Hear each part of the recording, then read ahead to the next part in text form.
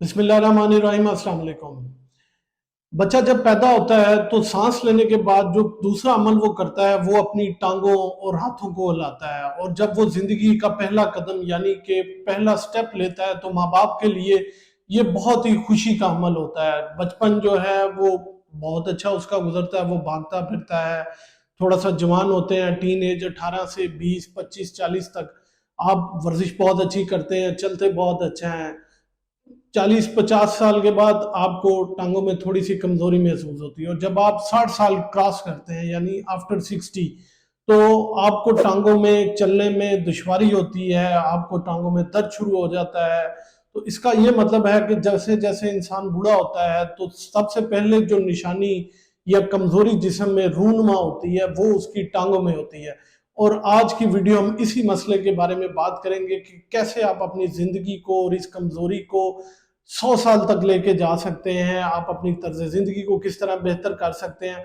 और ये जो 60 साल के बाद टांगों की कमजोरी, पट्ठों की कचाव और हड्डियों में कमजोरी महसूस होती है, उसको आप किस तरह बेहतर कर सकते हैं। आज की इस वीडियो में मैं आपको बताऊंगा वो कौन सी गजाएं खा के आप अपने जो तर्ज जिंदगी और ये 60 साल के बाद जो कमजोरी है उसको बहुत लंबा लेके जा सकते हैं। मेरा नाम है डॉक्टर उनीब खालिद और आप देख रहे हैं मेरा YouTube channel doctor meets doctor.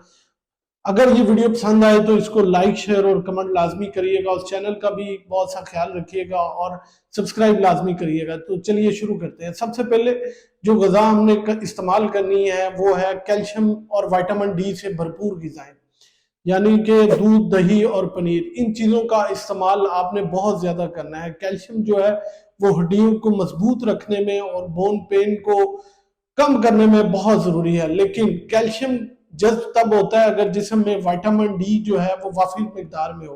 तो विटामिन डी के जो नेचुरल सोर्स है वो है सूरज की रोशनी। तो आपने डेली कोशिश करनी है कि थोड़ी देर सूरज की रोशनी में लाजमी बैठें, 5 से 10 मिनट तक।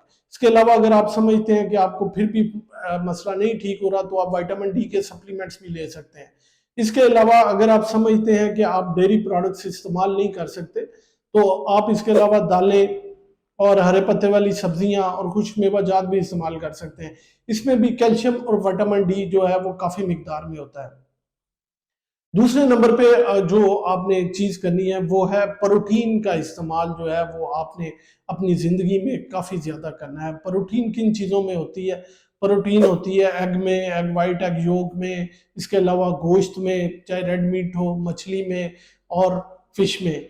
ये चीज़ें आपने अपनी ज़िंदगी में लाजमी शामिल करनी है। पैसे हैं नहीं हैं ये भी एक मैटर है, क्योंकि ये काफ़ी कॉस्टली है आजकल जो है रेड मीट या जो है छोटा गोश्त या फिर बकरे का गोश्त जो है वो काफ़ी ज़्यादा कॉस्टली है। तो कोशिश करें हफ्ते में एक दफ़ा, वरना रेड मीट जो है वो आप इस्तेमाल कर सकते हैं। इनमें प्रोटीन्स की मिकदार जो है वो काफ़ी ज़्यादा होती है, जबकि हमारे जो मसल हैं वो प्रोटीन से बने होते हैं।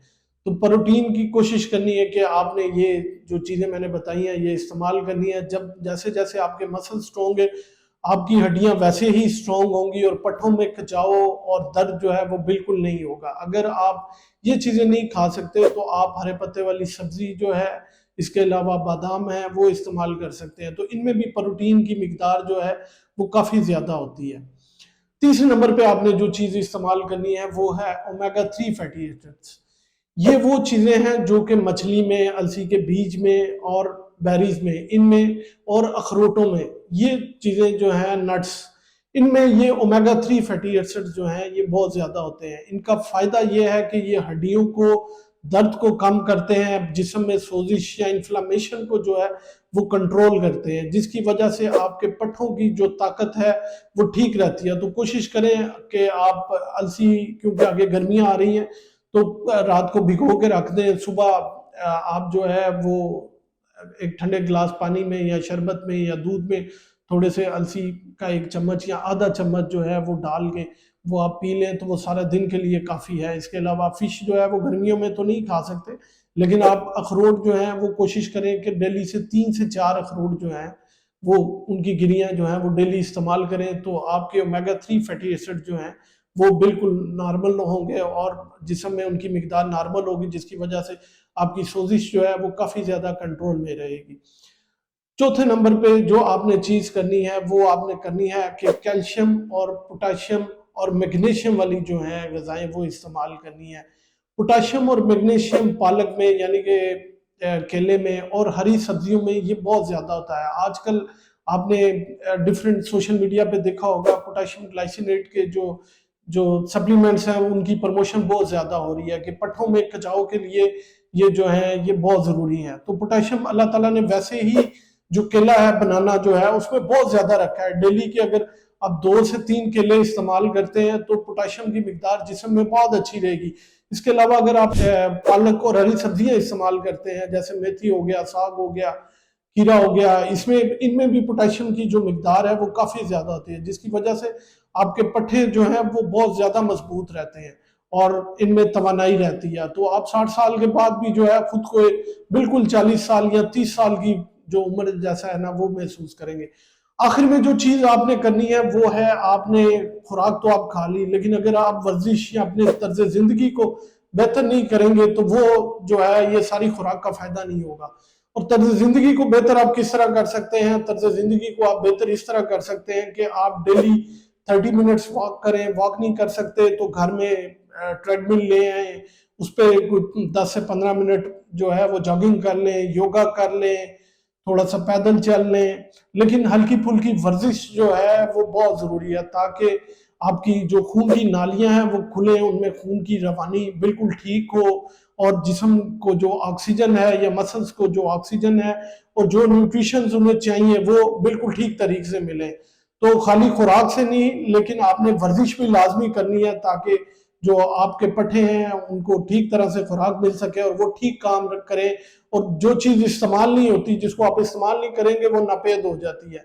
तो अगर पट्टों को आप इस्तेमाल करते रहेंगे मतलब वर्जिश के जरिए, चलने के जरिए, तो वो हरकत में रहेंगे और जो चीज हरकत में रहती है वो ठीक रहती है।